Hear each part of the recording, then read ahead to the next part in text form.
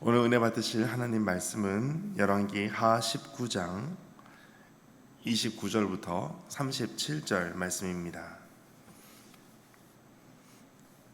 열왕기 하 19장 29절부터 37절 말씀을 한 절씩 교독하시겠습니다. 29절 말씀 제가 먼저 읽겠습니다.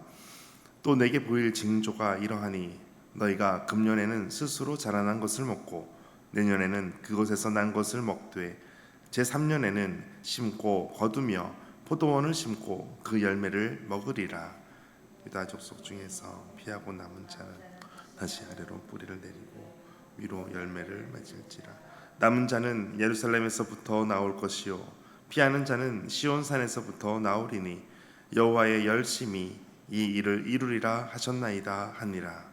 그러므로 여호와께서 아수르 왕을 가리켜 이르시기를 그의 성을 이루지 못하며 이리로 화살을 쏘지 못하며 방패를 성을 향하여 세우지 못하며 치려고 토성을 쌓지도 못하고 오던 길로 돌아가고 이 성에 이르지 못하리라 하셨으니 이는 여호와의 말씀이니라. 내가 나와 나의 종 다윗을 위하여 이 성을 보호하여 구원하리라 하셨나이다 하였더라. 이 밤에 여호와의 사자가 나와서 아수르 진영에서 군사 18만 5천 명을 친지라. 아침에 일찍이 일어나 보니 다 송장이 되었더라. 아수르 왕 사네립이 떠나 돌아가서 좋아했더니 함께 읽겠습니다. 그가 그의 신 느스루그의 신전에서 경배할 때에 아들 멜렉과 사레셀이 그를 칼로 쳐 죽이고 아라랏 땅으로 그들이 도망하매 그 아들 에살핫돈이 대신하여 왕이 되니라. 아멘. 주님의 말씀입니다. 또 주님의 위로와 평안이 함께 하시기를 축복합니다. 오늘 29절에 너에게 보일 징조가 이러하다. 예루살렘의 구원에 대해서 예루살렘의 구원에 보장하는 그 징조에 대해서 이렇게 말씀하고 있습니다. 그것을 1년, 2년, 3년에 걸쳐서 다른 변화들이 있는데 금년에는 스스로 자라난 것을 먹게 될 것이다. 두 번째, 내년에는 그것에서 난 것을 먹되 그리고 제3년에는 거기에서 심고 거두고 포도원을 심고 그 열매를 먹게 될 것이다. 이렇게 1년, 2년, 3년 점차적으로 회복을 말하고 있습니다. 국토의 회복을 말하고 있습니다.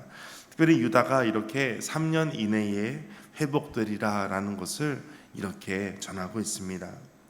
또 뒤에 30절, 31절에서는 국토뿐만 아니라 유다 백성들에 대한 회복도 말씀하고 있습니다. 그래서 30절에는 유다 족속 중에서 피하고 남은 자가 있습니다.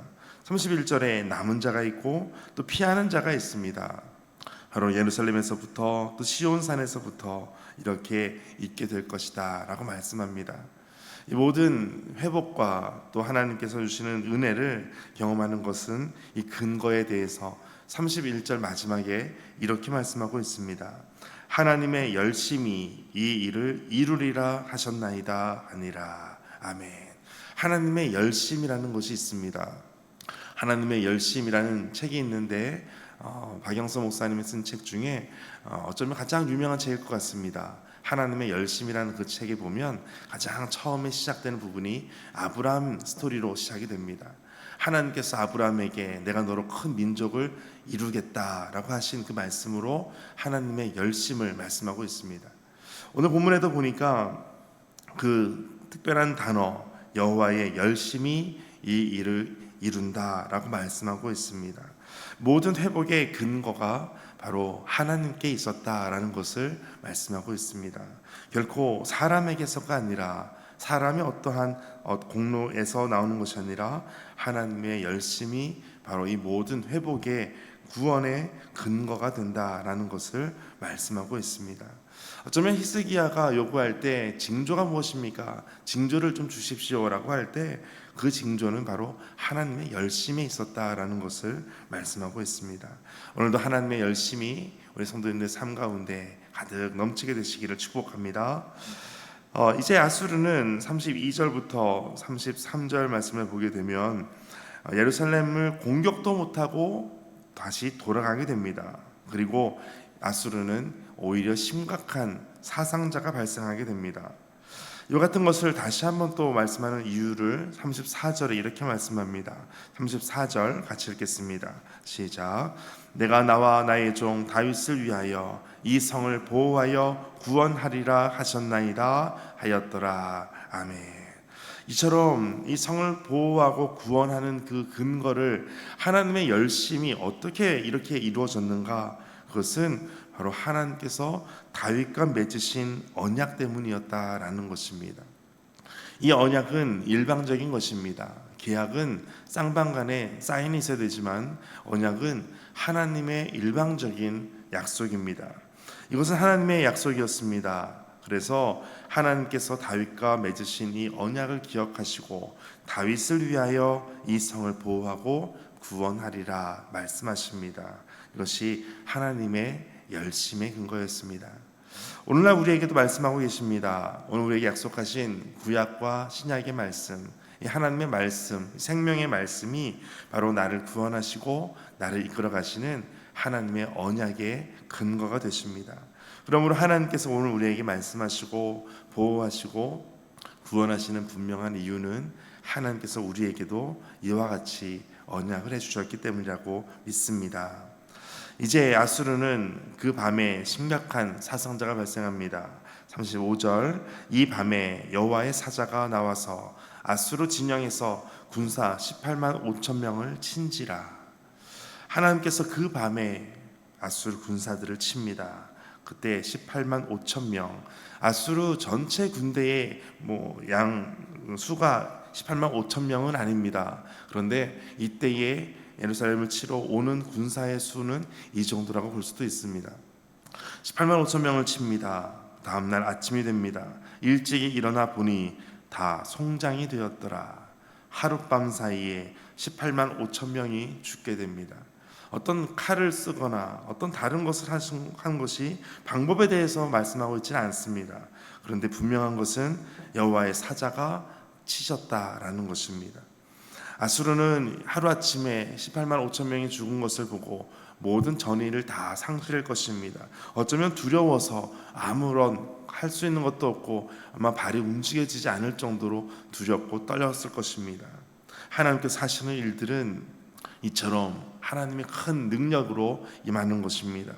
이처럼 하나님께서 그들을 쳤을 때 그들은 하룻밤 사이에 모두가 다 송장이 되었습니다.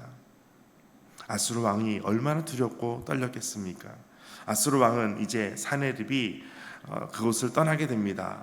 아수르 왕 사네립은 떠났다라는 것이, 떠나라고 하는 것은 장막의 말뚝을 뽑아서 완전히 그 진지를 해체했다라는 것을 의미합니다. 그리고 이제 니느웨에 거주하게 됩니다. 니느웨에서 통치한 것이 이때 이후로부터 20년이 됩니다. 20년 동안 다시는 예루살렘을 쳐들어왔다라고 하는 기록이 없습니다. 다시는 예루살렘을 정복하기 위해서, 공격하기 위해서 올 생각을 못하게 됩니다. 사네립이 이때부터 회사할 때까지 그 다음 20년을 통치하지만 더 이상 침묵하지 못했다라는 것은 이때에 18만 5천 명이 죽은 이 끔찍한 사건이 그에게 끝까지 남았다는 것을 알 수가 있습니다. 이제 그의 결론, 그의 결과는 어떻게 되는가? 그의 인생의 마지막은 37절입니다. 37절 같이 읽겠습니다.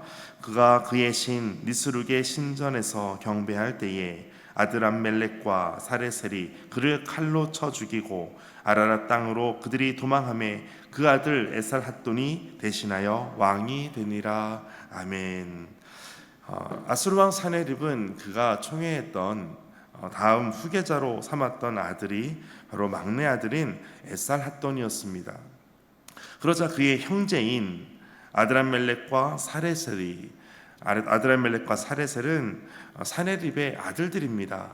아들들이 오히려 마지막 막내가 후계자로 지명된 것을 보고 아버지를 쳐 죽이게 되는 일을 발생합니다. 바벨론의 기록에 의해서 이것을 알 수가 있습니다. 이때가 주전 681년으로 기록되어 있습니다.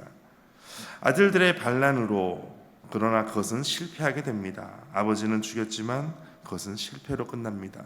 그래서 그 아들들이 아라랏 땅으로 도망가게 됩니다. 그리고 그가 지명했던 후계자 에살핫돈이 대신하여 왕이 됩니다. 어쩌면 니스룩은 아수르의 주신은 아슈르라고 하는 신입니다. 그런데 오늘 본문에 보니까 니스록이라고 하는 이 신전에서 경배할 때에라고 하는 것을 보면 개인 수호신을 말하는 것이다, 이렇게 학자들이 보고 있습니다.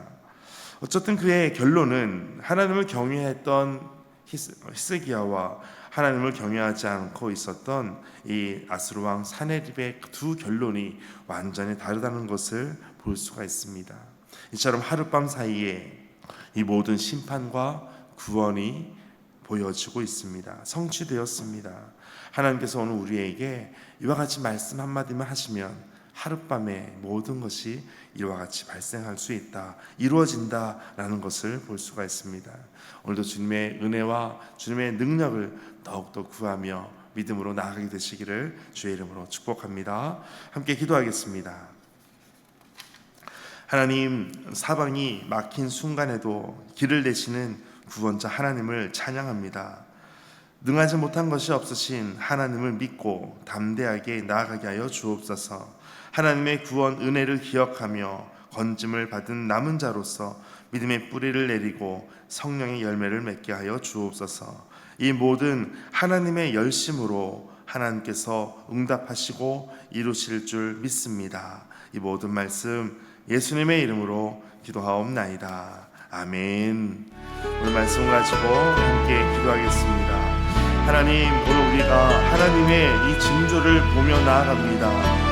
하나님께서 행하실 이 모든 것 가운데 하나님께서 반드시 성취하시고 이루실 하나님의 열심이 오늘 우리 삶 가운데 예수께서 나타나 보여주게 하여 주옵소서. 하나님의 능력을 보여주옵소서. 하나님의 은혜를 경험하게 하여 주옵소서. 함께 기도하겠습니다. 하나님 아버지, 감사합니다.